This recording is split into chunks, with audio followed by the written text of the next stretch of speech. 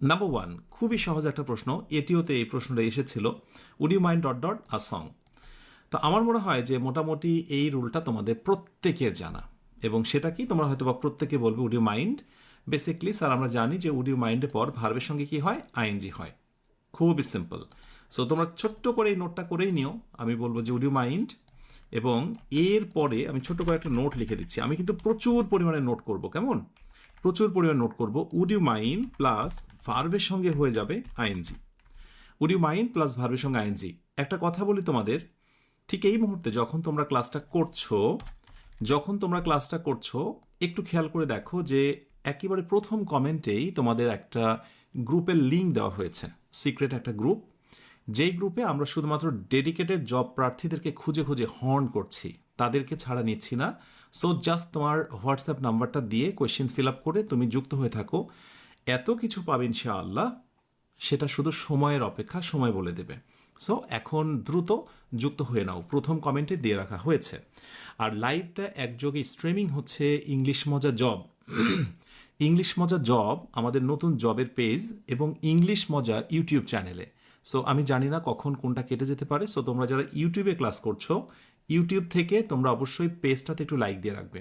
আর যারা ইংলিশ মজা জব পেজে আছো, ইংলিশ মজা একটু সাবস্ক্রাইব করে রাখবে, ঠিক আছে? ওকে, তো চলো শুরু করি মূল কথাটা। সো উড ইউ মাইন্ডের পর নর্মালি ভার্বের সঙ্গে আইএনজি হয়।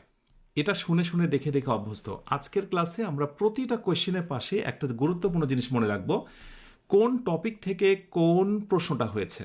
মনে রাখবে, যখন তুমি ধরতে পারবে কোন টপিক থেকে কোন প্রশ্ন হয়েছে, দ্যাট মিনস তুমি জিনিসটা বোঝো। আমাকে বলো তো, would you mind singing a song, right to তো সিঙ্গিং, এটা কোন টপিক থেকে? ইয়েস, এটা হচ্ছে রাইট ফর্ম অফ ভার্ব। আমরা কিন্তু টপিকের নাম বলবো। এখন হয় কি যে তুমি এইটা শিখেছো, খুব পেরেছো, কিন্তু পরীক্ষায় এই কোয়েশ্চেনটা ঘুরে ফিরে একটু অন্যভাবে আসতে পারে, এবং এসেছেও। সিঙ্গিং আ সং, এই সিঙ্গিং এর নিচে আন্ডারলাইন করে প্রশ্ন করছে যে আচ্ছা বলো তো এই সিঙ্গিংটার নাম কি।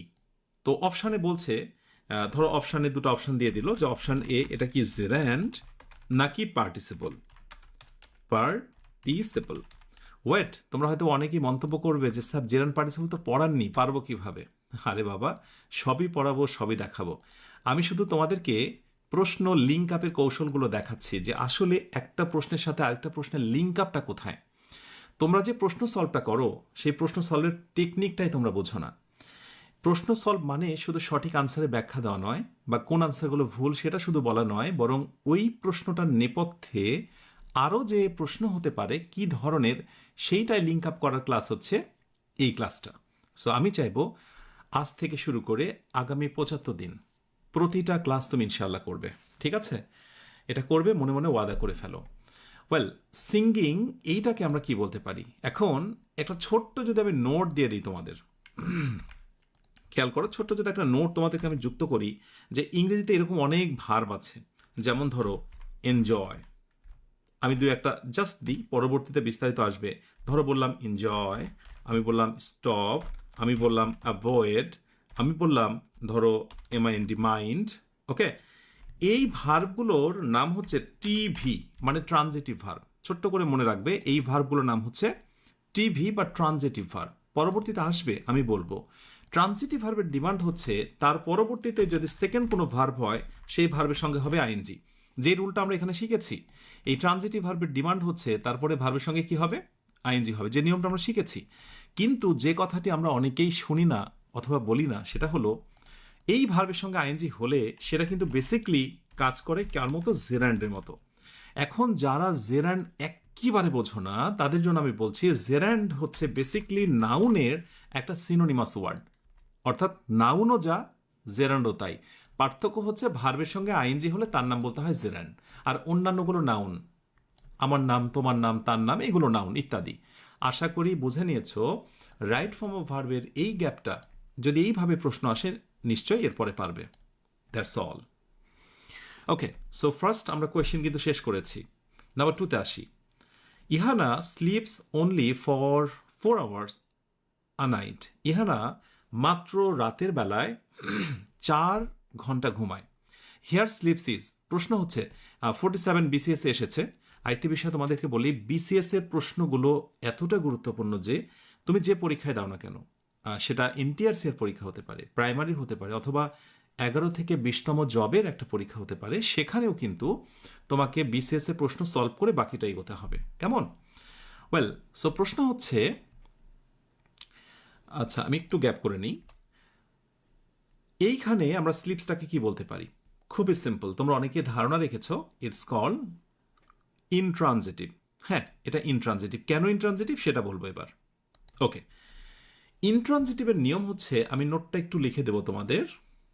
নোট, অনেক নোট যাবে, হ্যাঁ, অনেক গুরুত্বপূর্ণ কিছু পাবে। সো নোটটা হচ্ছে, কিছু ভার্ব আছে যে ভার্বের পরে একটা ফুল স্টপ, দিলেই বাক্যটা পরিপূর্ণ হয়ে যায়। ভালো করে বোঝো, যে ভার্বের পর ফুল স্টপ দিলে বাক্যটা পরিপূর্ণ হয়ে যায় তার নাম হচ্ছে ইনট্রানজিটিভ ভার্ব। যেমন ইহানা স্লিপস, আমি ধরো এই বাক্যটুকু আর বলবো না, ধরো আমি শুধু এইটুকু বললাম, বলো তো বাক্যটা কমপ্লিট কিনা? Yes, complete. Ihana sleeps, Ihana ঘুমায়, কথা শেষ আমার। এখন আমি বাড়তি যে অংশটুকু লাগাচ্ছি, এইটুকুর নাম কি জানো? এইটুকুর নাম হচ্ছে ফুল স্টপ ব্যতীত আমি যেটাই লাগাবো, হয় সেটার নাম হবে অ্যাডভার্ব, আর যদি একের অধিক অনেকগুলো শব্দ হয় তাহলে তার নাম হবে অ্যাডভার্বিয়াল। তার নাম হবে অ্যাডভার্বিয়াল। সো অ্যাডভার্ব অথবা হচ্ছে অ্যাডভার্বিয়াল, দ্যাটস অল। সো স্লিপের পর আর কিছু না দিলেও কমপ্লিট হতো, অতএব ভার্বটির নাম হচ্ছে, আমি ছোট্ট করে ব্র্যাকেটে লিখে দিলাম INTV, that means intransitive verb. Intransitive verb, এই জন্য ইনট্রানজিটিভ ভার্ব। তাহলে ইন ফিউচারে কখনো যদি এই প্রশ্নটা একটু ভালো করে খেয়াল করো, স্লিপসের নিচে আন্ডারলাইনটা তুলে দিয়ে যদি আন্ডারলাইনটা only for 4 hours a night, এইটুকুর নিচে আন্ডারলাইন করে, আমাকে বলো তো আমার প্রিয় শুভাকাঙ্ক্ষী শিক্ষার্থীরা, এটার নাম কি বলবে তোমরা? আমি মনে করি যে যদি ক্লাসে মনোযোগী হও, ডেফিনেটলি তুমি এটা রাইট আনসার দিতে পারবে। ঝটপট করে একটু জানাও। এই মুহূর্তে যারা আমার সঙ্গে ক্লাসটিতে আছো তাদেরকে বলি, চলছে আমাদের এক বিশাল মহাযজ্ঞ, 75 ডেজ জার্নি, 75 দিনের জার্নি, যেখানে আমরা 1000 প্রশ্ন সলভ করব। আমি প্রমাণ করে দেখাবো তোমাদের 1000 প্রশ্ন থেকে কি পরিমাণে প্রশ্ন কমন আসে, এবং সেই প্রশ্ন কমন না আসলেও ওই প্রশ্নের আদলে প্রশ্ন কতটা কমন আসে। মাশাআল্লাহ, আমি কমেন্টের নজর রাখছি এবং আই এম রিয়েলি ওভারহোম যে তোমরা অনেকেই সঠিক আনসার দিয়েছো। ইয়েস, অনেকগুলো যেহেতু শব্দ, অতএব এটার নাম হচ্ছে অ্যাডভার্বিয়াল।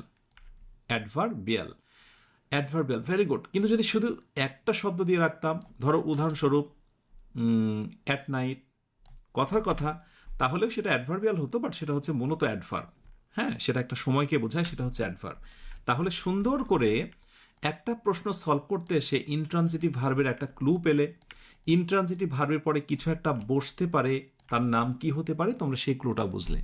এবার আমাকে তোমরা বলো তো, প্রশ্ন সমাধানের ক্লাস কি এর থেকেও আর অন্য কোনোভাবে হওয়া উচিত?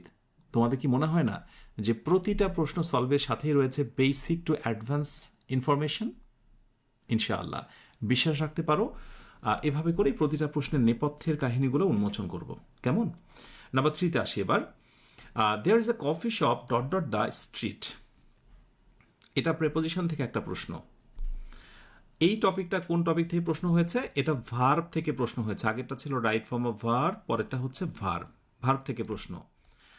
আর this is a coffee shop dot dot the street, রাস্তার উপরে একটা কফি শপ আছে, রাইট উত্তর কি হবে? রাইট উত্তর হচ্ছে অন। এখন বেসিকলি তোমরা তো অনেকেই জানো যে অন মানে ওপরে, তাই না? অন মানে ওপরে, কিন্তু এখানে ওপরে বোঝাচ্ছে না, এখানে মূলত রাস্তায় এরকম কিছু বোঝাচ্ছে, বা রাস্তার পাশে এরকম একটা জায়গা বোঝাচ্ছে। প্রসঙ্গত বলি, এই ইন দ্য স্ট্রিট একটা নোট করে নিতে পারো তোমরা, কারণ যদি অপশানে, উদাহরণস্বরূপ যদি অপশানে এমনটা হতো যে ইন আছে, ইনও হতে পারে এবং অনও হতে পারে, এবং তারপরে হচ্ছে the street, THE, the STREET, street. So স্ট্রিটের পূর্বে ইনও হতে পারে, অনও হতে পারে, অন হচ্ছে বেশি প্রচলিত, সো এটাকে আমি একটু রেট করছি। কিন্তু অপশানে যদি অন না থেকে ইন থাকতো, তুমি এটা দিতে বাধ্য। সো এটা জেনে রাখো তোমরা যে অনও হতে পারে, ইনো হতে পারে, অনটা একটু বেশি প্রচলিত। হ্যাঁ, ব্রিটিশ টার্মে স্পেশালি ইনটা বেশি ব্যবহার হয়, আর অনটা সব ক্ষেত্রে ব্যবহৃত হয় এবং প্রচলিত। আমি ছোট্ট একটা টেস্ট দিই তোমাদেরকে, দেখি ঠিক মতো ধরতে পারছো কিনা। ওকে, সো আমি যদি একটা ছোট্ট টেস্ট দিই তোমাদেরকে, তোমরা কি আনসার করবে একটু ফিল করি। ধরো বলা হলো stop dot dot the STREET street, কি দেব, কর্নার। অপশান দুটা নিয়ে যেহেতু ঝামেলা হবে, আমি একটাই দেব ইন, আর অপশান বিতে দেব হচ্ছে আমি অন। সো ঝটপট করে একটু ঝড় গতিতে জানাও দেখি প্রাপ্ত ধারণা থেকে সম্ভব রাইট আনসার তুমি কি দেবে। Stop in the street corner নাকি stop on the street corner? আমাদের কনফিউশনটা ঠিক এখান থেকে সৃষ্টি। অ্যাক্রস হওয়ার কোনো চান্স নেই। মুরাদ হোসেন, অ্যাক্রস হবে না এখানে। অ্যাক্রস এবং এই বিষয়টি নিয়ে একটা ব্যাখ্যা আছে, সেটা পরে বলা যেতে পারে, বলবো ইনশাআল্লাহ। So stop dot dot the street corner basically. Okay, এখন নর্মালি তোমরা হয়তো অনেকেই তোমরা হয়তো বলবে যেখানে ইনো হতে পারে, অনো হতে পারে, পারে না? বাট যখন কোথাও কর্নার বা কণা বা কোনো জাংশন, কোনো একটা কর্নারে কথা উল্লেখ থাকবে, তখন সেখানে ইনো হবে না, সেখানে অনো হবে না। তখন যে আনসারটা রাইট হবে সেটা কিন্তু আমি অ্যাকচুয়ালি দেইনি। সেটা হচ্ছে রাইট উত্তর ওখানে অ্যাড হবে। কি মন খারাপ হলো তো? ইয়েস, এটাই হচ্ছে একজন জব প্রার্থীর জন্য সমস্যা। ক্লাসে যা শেখানো হয় পরীক্ষায় তা আসে না, একটু চেঞ্জ হয়ে যায়, আর তখনই মাথায় হাত। সেই জায়গা থেকে আমি তোমাদেরকে একেবারে ইনস অ্যান্ড আউট সমস্ত কিছু সমাধান দেব, তোমাদেরকে আমি ক্লু দেখিয়ে দেব যে কিভাবে করতে হবে। শুধু রিকোয়েস্ট একটাই, যুক্ত হয়ে থাকো সিক্রেট গ্রুপে।